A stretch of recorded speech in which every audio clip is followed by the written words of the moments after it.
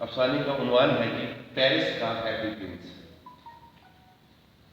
گھٹنوں تک لمبے کوٹ کے نیچے ایک اور جیکٹ، اور وہ بھی بدن سے یوں جکڑی جیسے ہزاروں واٹ کی موت دستی گئی ہو۔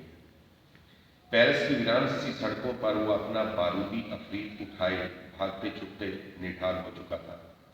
شہر کی حواس باختہ سڑکوں اور گلیوں میں تازہ دم لگنے کی مصنوعی تربیت آخرکار دم توڑنے لگی تھی۔ جب وہ مراکش سے فرانس پہنچا تھا تو اس کی عمر لگ بھگ 10 سال تھی، اور اب فرانس میں 13 سال کی دھوپ چھاؤں اسے کہیں بھی چھپنے کھپنے کی سہولت دے رہی تھی۔ اس لیے وہ کیمروں کی کڑی نگرانی کے باوجود بھی اپنی منزل کی طرف سرکتا جا رہا تھا۔ کسی ریستوران میں یا کسی شاپنگ مال یا کسی ایسی جگہ جہاں کفر بے شمار ہو اور کسی کے وہم و گمان میں بھی نہ ہو کہ ایک بھیانک موت ان کے درمیان میں ہے اور چند لمحوں میں ان کے جسموں کے پک سے اڑانے کا کی فیصلہ کن قدرت رکھتی ہے۔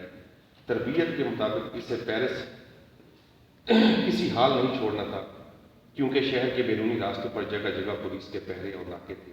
اگرچہ وہ فرانسیسی زبانی سے بول سکتا تھا اور زندگی کو کہیں بھی پیرس شہر کے منہ پر مار دیتا، لیکن حکم تھا کہ راہ پیرس کی کسی اہم عمارت سے ایسے اڑے کہ بین الاقوامی میڈیا لرز اٹھے۔ پچھلے 3 دن سے وہ سر توڑ کوشش تو کر رہا تھا، مگر حتمی فیصلہ نہیں کر پایا تھا کہ کس جگہ یا کس عمارت میں اپنے ہونے کے نشان چھوڑے تھے۔ وہ کچھ سمجھ نہیں پایا تھا کہ ہونے کہے یا نہ ہونے۔ اس نے 2-3 بار اپنے امیر صاحب سے پوچھا تھا کہ اس میں کیا فرق ہے، لیکن انہوں نے یہ کہہ کر چپ کرا دیا تھا کہ بظاہر تو فنا ہی ہے، لیکن کچھ کام ایسے ہوتے ہیں جن میں فنا ہی کسی نظریے کے ہونے کی طاقت اور دلیل ہوتی ہے۔ زندگی نظریہ کی دین ہے، زندگی کی شرط نظریہ ہے۔ نظریہ ہے تو زندگی ہے، ورنہ لاکھوں انسان بغیر نظریہ کے زندہ تو ہیں لیکن کیڑے مکوڑوں جیسی زندگی گزار رہے ہیں۔ اس کے بعد اس نے کچھ نہ پوچھا، بس بند دروازے کی طرف منہ کر کے 7 کلو کا نظریہ پہنائے جانے کا انتظار کرنے لگا۔ زندگی موت کے حوالے کہہ کر اس نے دروازے سے باہر قدم رکھا تھا، لیکن اب تک وہ ہاتھ کو نتیجہ خیز پار تک لے جانے میں ناکام رہا۔ موت تو بائیں ہاتھ کا کھیل تھا، مگر مقصود نظریاتی تھی، یعنی ملحقہ اداروں، بڑی عمارتوں اور ایوانوں کا ناقابل تلافی نقصان۔ امیر صاحب کے الفاظ 3 دنوں سے اس کے سر پر منڈلا رہے تھے، مگر اب وہ اتنا تھک چکا تھا کہ ہزاروں ٹن وزنی ذمہ داری سمیت سب کچھ بے معنی سا لگ رہا تھا۔ میڈیا کے مطابق اس کی جماعت کے 2 ساتھی پہلے ہی بین الاقوامی شہر پیرس کی دھجیاں بکھیرتے پرسکون آسمان کی طرف اٹھ چکے تھے۔ نائٹ کلب میں مرنے والوں اور زخمیوں کی تعداد اتنی تھی کہ شہر کے تمام ہسپتالوں میں ایمرجنسی لگ چکی تھی۔ پہلے 2 دن کی بے چینی اور افراتفری سے فرانسیسی حکومت بکھلا چکی تھی۔ لوگ یہ کہتے سنے گئے تھے کہ مغرب کی پوری تاریخ میں اتنی تباہی کبھی نہیں ہوئی۔ مجاہدین تو سجدے میں گر چکے ہوں گے اور شکرانے کے نوافل پڑھ رہے ہوں گے، اس نے سوچا۔ اس کے مطابق تو وہ جنت کے مزے لوٹ رہے ہوں گے۔ امیر صاحب اس کے کفر شکن دھماکے کا انتظار کرتے کرتے گرفتار ہو چکے تھے، لیکن انہوں نے اسے باور کرایا تھا کہ زندگی موت کی امانت ہے۔ گرفتاری یا موت کی پرواہ کیے بغیر منظر مقصود کی طرف چلتے جانا اور اپنا مقصد حیات ہر صورت مکمل کرنا ہے۔ اسی سوچ میں اسے 3 دن مختلف جگہیں بدلنا پڑی۔ امیر صاحب نے یہ انتظام پہلے ہی کر رکھا تھا۔ اس کے پاس کرنسی تھی اور ایک پوش علاقے میں رہائش، موت کا منہ دبائے تھے۔ 2 راتیں تو اس نے عبادت و عافیت سے گزار دی، مگر اب تیسرا دن اس کے اعصاب چھلنی کر رہا تھا۔ آج کی رات وہ کہاں گزارے، کیونکہ آج دوپہر کے وقت ان پوش علاقوں پر چھاپے پڑے اور اس کے امیر سمیت 3 ساتھی موت کے سامان سمیت پکڑے گئے۔ اس لیے آج کا دن حتمی تھا۔ فیصلہ اس نے کرنا تھا، گرفتاری یا کفر کی تباہی۔ تربیت کے دنوں امیر صاحب کہا کرتے تھے کہ وہ مغربی کفر پر قہر بن کر ٹوٹے گا، لیکن لفظ ٹوٹنے سے وہ اندر سے مسلسل ٹوٹ رہا تھا۔ صبح نماز کے وقت جب امیر صاحب کفر کے پرچے اڑانے کی دعا کر رہے تھے تو اس نے اپنے بدن پر جھرجھری محسوس کی اور 7 کلو جھرجھری اس دن اس نے اپنے بدن پر جھرجھری محسوس کی تھی، اور جب 7 کلو کی بارودی جیکٹ اس کے بدن سے چپکائی گئی تھی تو اس کی روح میں ایک آزاد پرندے کی طرح دھوئیں میں لپٹے شہر کا نظارہ کیا تھا۔ ہر طرف چیخ و پکار تھی اور بکھلائی ہوئی ایمبولینس گاڑیاں ٹوں ٹوں کرتی करती सड़कों पर भागती जा रही थी।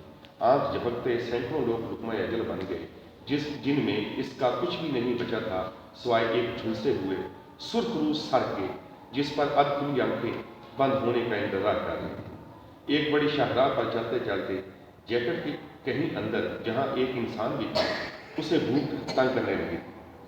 भूख कुफ्र की तरफ पहला और आखिरी कदम है, ये जुमला उसने अपने बर्गर हाउस पर सुना था। कुछ पागल से लोग थे, शायर अदीब, दो लड़के, दो लड़कियां, एक अरब था, एक लड़की स्याह था, बाकी दो मकामी फ्रांसीसी थे। ये बात उसने अमीर साहब को बताई थी। अमीर साहब ने जवाब दिया था कि जब तक कुफ्र कायम है, गुर्बत भी कायम है। दुनिया के हाकिमों में खौफ खुदा नहीं रहा, इसलिए इनका ख़त्म होना तय हो चुका है। इस जुल्म के खात्मे के लिए कुर्बानी ज़रूरी है। हर बार की तरह इस बार भी वो कायम हो गया था, लेकिन अब इसका यकीन तो कामिल था, मगर हिम्मत जवाब दे रही थी। यहाँ तक कि अमीर साहब के अल्फाज टूटने लगे। अब वो बेनियाज हो चुका था। कहीं भी खोपड़ी उठ जाए या काल कोठरियों के ऊपर अंधेरों में गायब हो जाए, ये बेफिक्री उसके लिए काफ़ी सूदमंद साबित हुई। वो पुरएतमाद कदमों के साथ सड़कों पर घूम रहा था। इसके थोड़े बहुत घुंघराले बाल थे, जो उसने मराठियों के एक सैलून से बिल्कुल सीधे करवा लिए थे। अपनी नई शनाख्त के लिए इसने 1 माह पहले ही अपने स्याह बालों को हल्का भूरा भी कर दिया था। हालांकि इसके सामने एमरजेंसी के बावजूद कई स्याह बालों वाले गंदी रंगत वाले अरब पेरिस की सड़कों पर खुलेआम सड़कों पर नजर आ रहे थे, लेकिन इनका मामला और था। उन्होंने 7 किलो वजनी जैकेट भी तो नहीं पहनी थी। ऊपर से गहरे सरमई रंग का कोट जो घुटनों तक लटक रहा था, भारी तो था, लेकिन इसके लिए एक पनाह की सूरत इख्तियार कर चुका था। धमाके हुए 2 दिन गुजर चुके थे। इसे मालूम था अब इसकी बारी थी। पेरिस की पुलिस इसकी गिरफ्तारी के लिए अपने कुत्तों के साथ छापे मार रही होगी। हर सूरत में मौत हतमी थी, लेकिन इसे यकीन था कि इसकी पहचान नामुमकिन थी। इसने सिर्फ 2 ठिकाने बदले और उन ठिकानों का इंतखाब सोच समझ कर किया गया था। अमीर साहब की गिरफ्तारी की खबर उसने दोपहर के एक अखबार में पढ़ी थी, जो उसने एक स्टोर से खरीदा था। उस अखबार को वो अपनी बगल में रखने लगा था, मगर उसे याद आया कि यहाँ तार यही है। बाहें फैलेंगी तो जैकेट फट जाएगी। पूरे 2 दिन उसने एक नकली जैकेट पहने इसकी कामयाब तरबियत हासिल की थी। इसके बावजूद वो बहुत एहतियात कर रहा था। इसलिए तो इसने अखबार पढ़कर थोड़ी देरी करके कोट के दाएं तरफ नीचे वाली जेब में रख ली थी। पहले 2 दिन तो वो गुस्से में बिखरा हदफ तक पहुंचने की कोशिश में लगा था, लेकिन आज जब वो एक गिफ्ट स्टोर के सामने से गुजर रहा था तो उसके बैरूनी शीशों में इसकी नज़र अपनी आंखों पर पड़ी। फास्ट फूड के साथ ये स्टोर ही खुला था और शीशे की दीवार काफ़ी साफ सुथरी लग रही थी। उसने उस स्टोर के अंदर झांकने की कोशिश की, लेकिन मोटे और साफ शीशे ने इसकी अपनी शक्ल देखने का मौका फराहम कर दिया। वो एक लम्हे के लिए ठिठक गया था। अपनी हालत पर रहम आने लगा। वो पहले जैसा बिल्कुल भी नहीं था। स्टोर के अंदर से कोई देख तो नहीं रहा, ये सोचकर उसे घबराहट होने लगी। महज 1 साल की तरबियत ने इसे यकसर बदल कर रख दिया था। वो एक आम सा इंसान था, जिसकी जिंदगी पेरिस से 20 किलोमीटर दूर एक कस्बे में ऐसे गुजर रही थी जैसे यहाँ के मौसम में ठहराव था। एक ठहरा सा सुकून था, जिसमें इसकी बर्गर की दुकान अच्छी खासी चल रही थी। फिर एक दिन कुछ लोग इसके दोस्त बने और वो मगरबी दुनिया की खोखली चकाचौंध से मुतनफ़र होने लगा था। उसको यकीन हो चुका था कि जिनसी बेरारवी में मगरबी इंसान बिल्कुल जानवर बन चुका है। ऐन उसी वक्त जब वो अपने चेहरे पे खतो खाल पढ़ने की कोशिश कर रहा था, इसके पास से एक जोड़ा हाथों में हाथ डाले गुजर रहा था। लड़की एशियन थी, जिस तरह इंडियन या पाकिस्तानी लड़कियां होती हैं, गंदमी लेकिन पुरकशिश, और लड़का फ्रांसीसी लगता था। दोनों ही खूबसूरत थे, मगर उसके यकीन के खिलौने टूटने लगे थे। वो समझता था कि मशरक़ी दुनिया पर इसके अमीर साहब की तालीमात का बहुत गहरा असर है। फ्रांसीसी आज़ाद ख्याल मुआशरा तन्हाई की मौत मरेगा। इसने शीशे से नजरें हटाई और अपने आसपास देखा। धमाकों के बाद एक दुख और मायूसी की फजा के बावजूद कुछ जोड़े बाहों में बाहें डाले अपनी मंजिलों की तरफ रवां थे।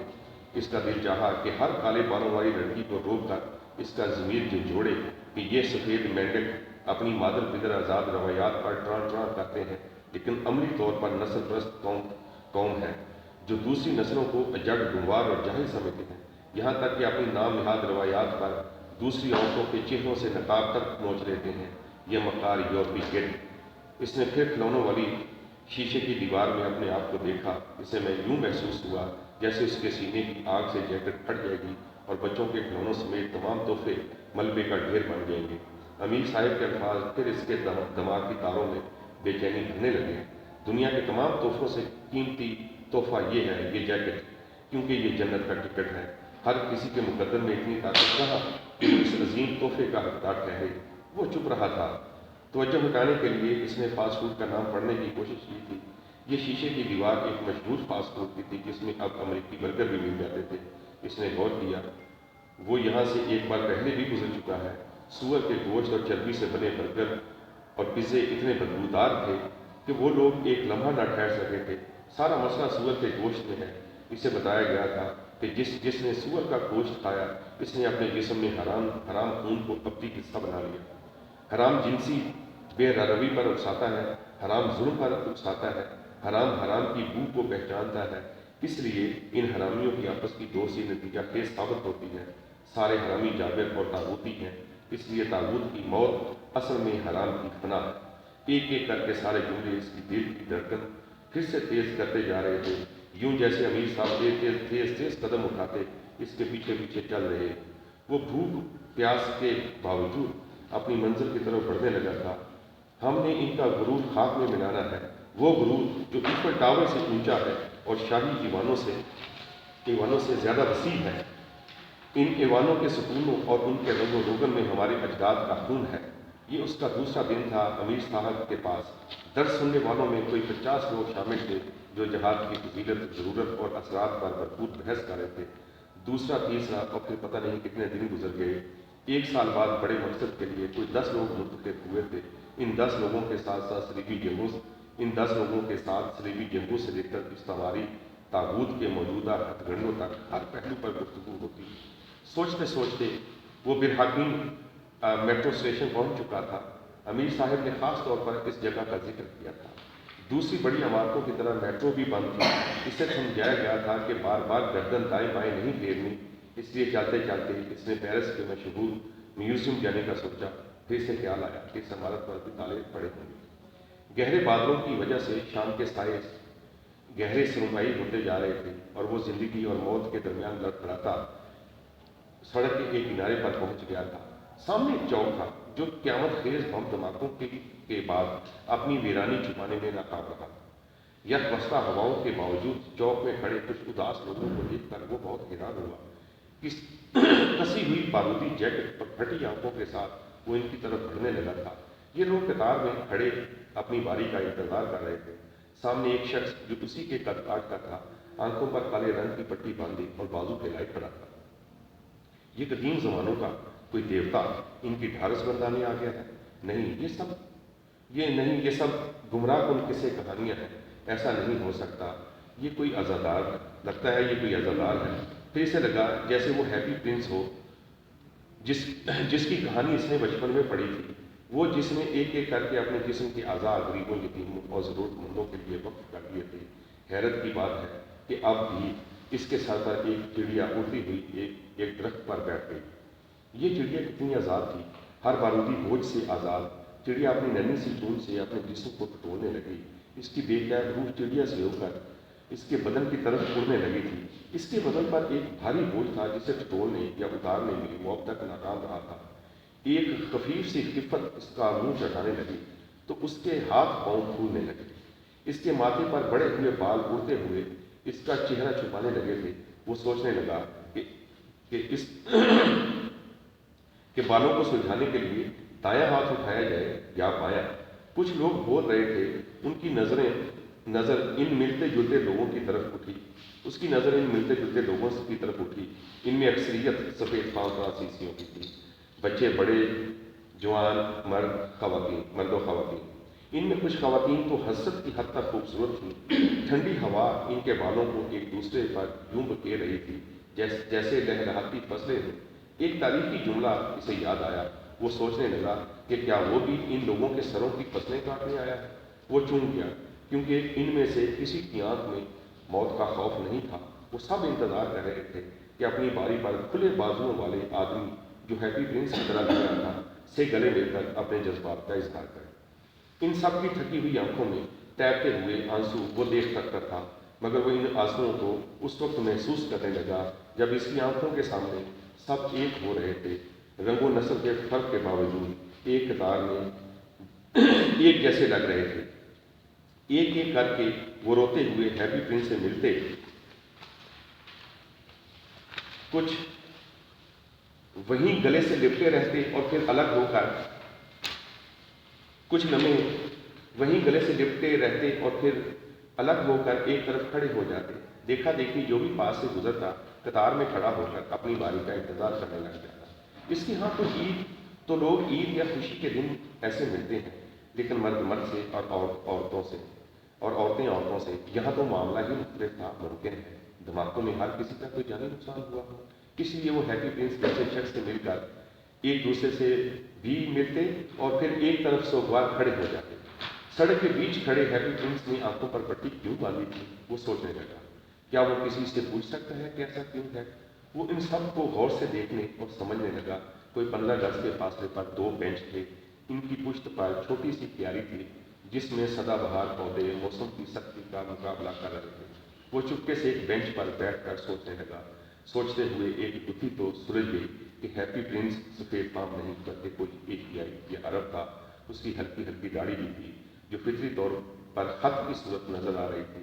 خاکی لیدر شوز کے اوپر جینز اور بھورے رنگ کی لیدر جیکٹ پہنے یہ شخص اس طرح کیوں کھڑا تھا، اس کے ذہن کو گھوڑنے لگا تھا۔ اس نے پہچاننے کی کوشش کی، کہیں ایسا تو نہیں کہ وہ بھی نہیں، ورنہ اب تک تو وہ تار کھینچ چکا ہوتا۔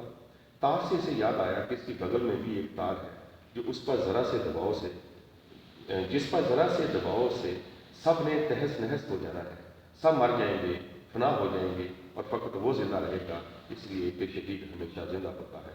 اس کی پھٹی پھٹی آنکھوں کے سامنے ہیپی پرنس جیسے قد کا انسان چوک میں کھڑا اپنے حصے کی محبت بانٹ رہا تھا۔ کیا یہ آدمی مسلمان ہے؟ اس نے جواب تلاش کرنے کے لیے اس کو غور سے دیکھنا شروع کیا۔ یوں محسوس ہوا جیسے شہر کے عام لوگوں میں اپنے جسم کے اعضاء بانٹنے آیا ہو۔ اسکول کے دنوں کی کچھ یادوں کے ٹکڑے اس کی آنکھوں سے بہنے لگے تھے۔ جب وہ ہیپی پرنس کی کہانی پڑھ کر کئی دن سو نہیں سکا تھا، اس نے کئی بار سوچا تھا کہ کیا وہ بھی ایسا کر سکتا ہے۔ اسے یاد آیا کہ وہ اپنے آپ سے عہد کر چکا تھا کہ جب وہ ایک دن امیر ہو جائے گا تو وہ بھی غریبوں اور مسکینوں کی مدد کیا کرے گا۔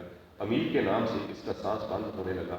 اپنے امیر کا حکم یاد آیا تو اس کی خالی آنکھوں کے سامنے موت ناچنے لگی تھی۔ کافر کبھی ہمارے دوست نہیں ہو سکتے، لیکن جہاں مختلف آوازیں ایک ہی چوک میں آپس میں گلے مل رہی تھی، ہیپی پرنس دستور نہیں کھڑا قیمتی یاقوت بانٹ رہا تھا۔ لوگ فرانسیسی اور انگریزی زبان میں اسے کہہ رہے تھے کہ کسی کا بھی کوئی قصور نہیں، جب سب انسان ایک جیسے ہیں، اور یہ کہ یہ تعلق صدیوں پرانا ہے۔ اسلام ہی وہ طاقت تھی جس نے قرون وسطیٰ کے جمود کو توڑا۔ عالم فاضل اور بڑے استاد ایک دوسرے سے سیکھتے رہے ہیں۔ اب بھی ہزاروں کی تعداد میں طالب علم مختلف جامعات میں زیر تعلیم ہیں، یہاں تک کہ بڑے بڑے گھرانوں کی رشتہ داریاں بھی ہیں۔ اور سب سے بڑی بات یہ کہ ایک انسانی تعلق بھی ہے جو سب سے گہرا ہے۔ وہ شدت پسندوں، امن دشمنوں اور دہشت گردوں پر لان تان کر رہے تھے، اور یہ بھی کہہ رہے تھے کہ خبر ہے کہ ایک ابھی زندہ ہے، کاش وہ بھی اپنا ارادہ ملتوی کر دے یا گرفتار ہو جائے۔ یہ جملہ سن کر اس کے ہاتھ پاؤں سن ہونے لگے تھے، مگر اس کے چہرے پر کوئی تاثر نہ ابھر سکا۔ بس پھٹی پھٹی آنکھوں سے سامنے دیکھتا رہا۔ ان سب کی آنکھیں آنسوؤں سے تر تھیں، لیکن وہ سب یوں دکھائی دے رہے تھے ان سب کی آنکھیں آنسوؤں سے تر تھیں، لیکن وہ سب یوں دکھائی دے رہے تھے جیسے موت کی آسیب کو شکست دے کر آئے ہیں۔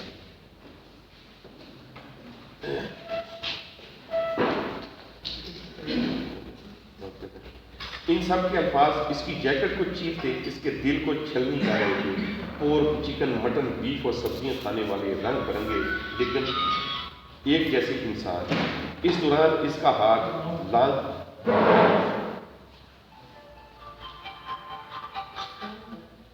یہ ذرا ایک اناؤنس کر دینا کہ موبائل سائلنٹ پہ کر لیں۔ ان سب کے الفاظ اس کی جیکٹ کو چیرتے، اس کے دل کو چھلنی کر رہے تھے۔ جی پیچھے سے تھوڑا سا. اب بھی ہزاروں کی تعداد میں طالب علم مختلف جامعات میں زیر تعلیم ہیں، یہاں تک کہ بڑے بڑے گھرانوں کی رشتہ داریاں بھی رہی ہیں، اور سب سے بڑی بات کہ ایک انسانی تعلق بھی ہے جو سب سے گہرا ہے. وہ شدت پسندوں، امن دوست دشمنوں اور دہشت گردوں کا لعن طعن کر رہے تھے. وہ یہ بھی کہہ رہے تھے کہ خبر ہے کہ ایک ابھی زندہ ہے، کاش وہ اپنا ارادہ ملتوی کر دے یا گرفتار ہو جائے. ان سب کی آنکھیں آنسوؤں سے تر تھیں، لیکن وہ سب یوں دکھائی دے رہے تھے جیسے موت کے آسیب کو شکست دے کر آئے ہوں. ان سب کے الفاظ اس کی جیکٹ کو چیرتے، اس کے دل کو چھلنی کر رہے تھے. پورک، چکن، بیف اور سبزیاں کھانے والے رنگ برنگے لیکن ایک جیسے انسان. اس دوران اس کا ہاتھ لانگ کوٹ کے اندر بغل کی طرف بڑھنے لگا، پھر بغل کی طرف جانے لگتا، پھر رک جاتا جیسے ہاتھ کو موت پڑ گئی. اب تک وہ بے خوف شہر گھوم رہا تھا، مگر اس وقت اس کی حالت غیر ہونے لگی تھی. اس کی نظریں ایک شخص کا جائزہ لے رہی تھی. وہ سب کتنے آزاد تھے، سسکیاں لیتی آزاد عورتیں اور دھاڑے مارتے آزاد مرد. خبر ہے کہ ایک ابھی زندہ ہے، ان میں سے ایک جس نے گلے میں مفلر پہنا ہوا تھا اور جس کے نکلے ہوئے بال چڑیوں جیسے سنہرے اور نرم تھے، اور جس کی عمر لگ بھگ 20 سال تھی. بالکل الگ سی محسوس ہو رہی تھی، ہر خوف سے آزاد. یہ جملہ اسی لڑکی کے منہ سے نکلا تھا، اور نفرت کی دیواریں پھلانگ تھا اسی کی طرف لگتا تھا. اسی لمحے اس لڑکی نے اس کی طرف دیکھا تھا، جس کی وجہ سے اس کا چہرہ پتھرا گیا تھا. وہ آنکھوں میں گرنے والے اپنے بال بھی نہ ہٹا سکا تھا. اس لڑکی کے ساتھ اس کا کوئی دوست بھی نہیں. ایسا کیوں؟ اس نے سوچا. ممکن ہے اسے کسی نے استعمال کے بعد چھوڑ دیا ہو. یہاں تو ایسے ہی ہوتا ہے. لانگ کوٹ کی جیبوں میں ہاتھ رکھ کے وہ اس کو غور سے تکے جا رہا تھا. لڑکی کی باری آتی ہے تو وہ ہیپی پرنس سے گلے لگ کر دھاڑے مار کر روتی ہے. آخر کیوں؟ کئی سوالات اس کے ذہن میں طوفان پیدا کرنے لگے. کیا وہ اس کی محبوبہ ہے؟ اس نے ایک لمحے کے لیے سوچا. ممکن ہے نہ ہو. اس مفرت والی لڑکی نے سرخ رنگ کا کوٹ پہنا ہوا تھا جس کے سامنے والے بٹن کھلے ہوئے تھے. اسی لمحے فرانس کے یک پستہ کھیت کھلیانوں سے اڑتی ہوئی چند چڑیاں سامنے والے چھوٹے سے درخت پر بیٹھ چکی تھیں. ان سب نے مل کر چہکنا شروع کیا. ان آزاد چڑیوں میں سے ایک چڑیا اڑی اور اس کے بینچ کے پاس کیاری میں اپنی ننھی سی چونچ سے کچھ تلاش کرنے لگی. چڑیا مڑ کر اس کی طرف دیکھ رہی تھی. آج سے پہلے اس قسم کی چڑیا اس نے کبھی نہیں دیکھی تھی. اس کے سنہری ریشمی گلے میں ایک انابی رنگ کا ریبن تھا.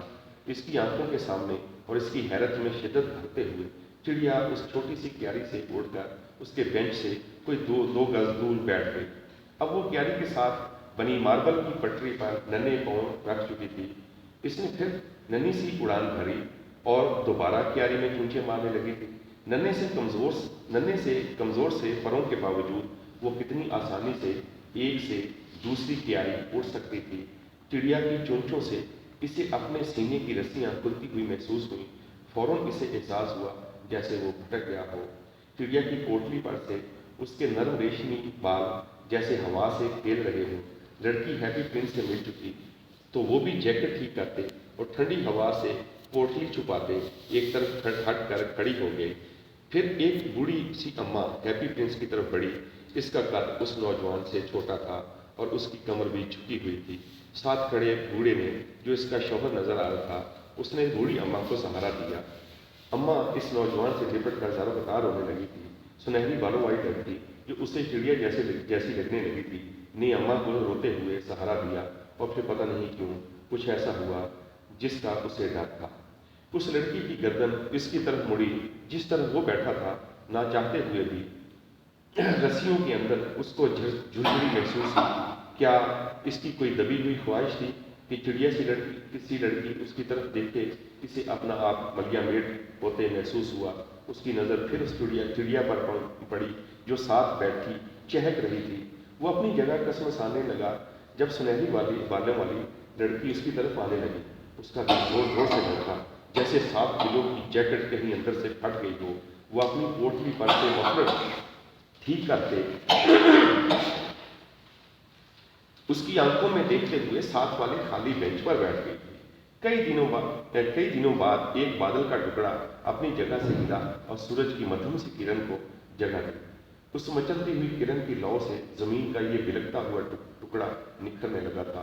इस मध्यम सी रोशनी में इसने देखा कि लड़की के सुनहरी बाल उसके आंसुओं से तर होते उसके रेशमी से गालों से चिपक रहे थे। ये अपने आंसू पूछती क्यों नहीं, उसने सोचा। ये सोचते हुए उसके अपने आंसू हलक में गिरने लगे। ढलती शाम में जब आखिरी शख्स हैप्पी प्रिंस से गले में मिल चुका तो उस लड़की ने इसकी तरफ देखा, ऐसे जैसे वो इसी का इंतजार कर रही हो। दूसरी चिड़िया की आवाज़ सुनकर इसके पास इसी तरह की एक और चिड़िया बैठ चुकी थी और अब वो दोनों खामोशी से ये मंजर देखने लगी थी। एक लम्हे के लिए इसकी नज़रें सुनहरी बालों वाली चिड़िया से मिली। वो रोते रोते इसकी तरफ देखने लगी थी। उस वक्त बड़ी मुश्किल से वो अपनी जगह से उठा था। सब ने उसकी तरफ देखा था। उसके सामने हैप्पी प्रिंस की आंखों पर बंधी पटी आंसुओं से तर हो चुकी थी और दाढ़ी से टपकता हुआ पानी जमीन पर गिर रहा था। मोहब्बत भरे खुले बाजू बड़ी मुश्किल से करीब होने लगे थे। किसी को खबर नहीं थी कि इसका एक एक कदम साथ साथ मन वजनी है जो पेरिस की पथरीली सड़क चीरता हुआ मिट्टी में धंसता जा रहा है। इसने एक बार मुड़कर देखा तो सुनहरे बालों वाली लड़की ने सूरज की आखिरी किरण की जाती लौ में फिर सर फैलाया जैसे वो इसकी वापसी का इंतजार कर रही हो। वो भी फैसला कर चुका था। हैप्पी प्रिंस के करीब पहुंचा तो भराई हुई फ्रांसीसी आवाज में बोला, मुझे माफ कर दो दोस्त। और चिंघाड़ती हुई तेज रोशनी में चिड़ियों के उड़ने से पहले इसने बेख्याल अपनी बातें फैला दी।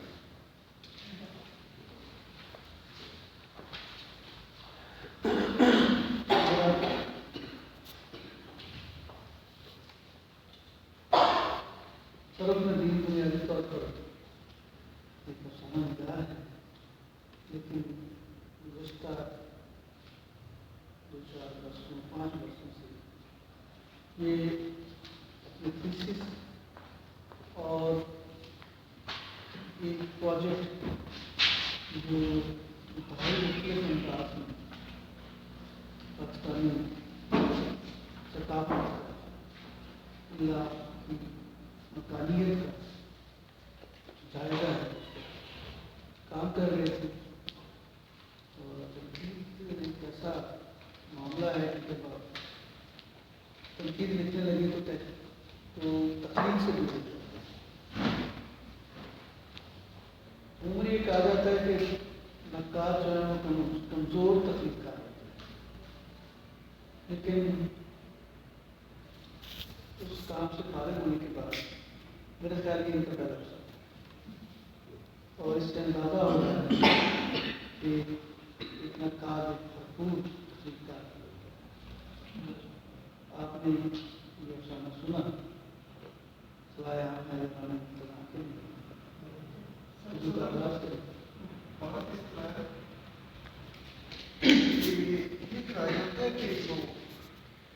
नाकाम तकलीफकार वो नकाब बन जाते हैं।